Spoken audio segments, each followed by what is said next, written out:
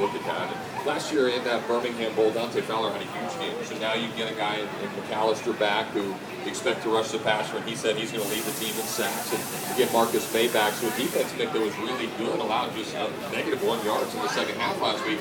It is only going to get even better. Yeah, minus 1 yard total, 0 first downs. And yeah, it'd be interesting to see Alex McAllister, who was leading the team in sacks until that Birmingham game when Fowler got 3 and overtook him for the team lead. But McAllister with 6 career sacks, gets to play tonight, and so does Marcus May. Marcus May had a big game last year against the Pirates. He had 8 tackles, broke up 2 passes. They're hoping, I think, to get Keanu Neal back out here, coming off an injury. We'll wait and see on that. So, last week we gave up a 40-yard touchdown play in the end zone, but obviously there was the top 3 safeties weren't on the field in that game at that time. Marcus May and Keanu Neal. Duke Dawson was being disciplined for the first half, didn't play. So I think that would have made a little bit of difference last week too in the first half of the game. It's our game day conversation with the voice of the Gators, Mick Hubert, here on the Gator IMG Sports Network. And Mick, did you update the charts on all the receivers you're going to have to be doing now for 4 to 13 different guys caught balls last week? How about that? Yeah, they really spread it around. And it was the first time since 1946 that 10 guys caught 2 or more receptions. So again, it was great distribution, and hopefully that'll be the same again tonight.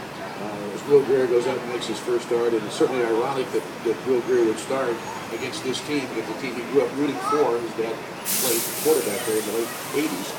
So I'm sure he'll have some butterflies and think that he got that, but he came in and played very well. I mean, obviously his first pass was not good. His first Matt said just a little outside, and missed it incomplete. And then he fumbled. But he came back after the fumble, led him down the field for a touchdown.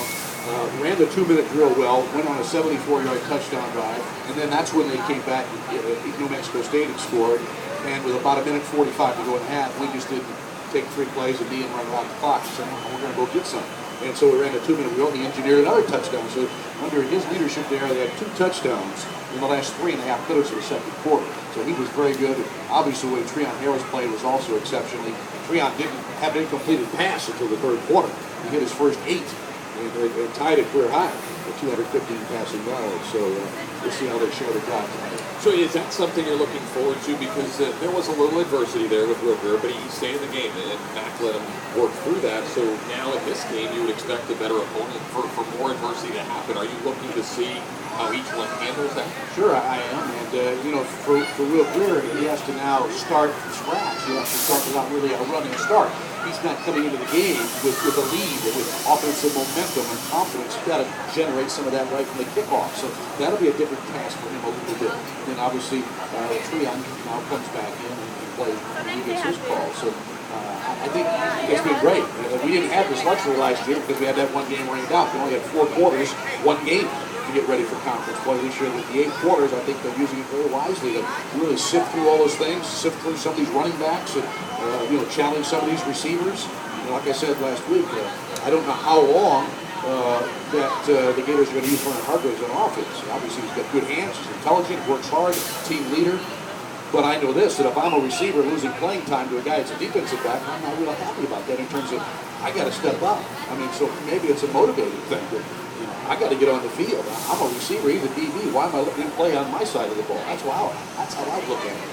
So we'll see how that transpires. Your favorite player after week 1 might be Austin Harden. He was putting the ball in the end zone. I know you like that. Oh, I loved it. I just loved it. I'm so glad that's what the Greg Doherty, coaching special teams, believes in too. Because you don't get any kickoff returns for TDs against you.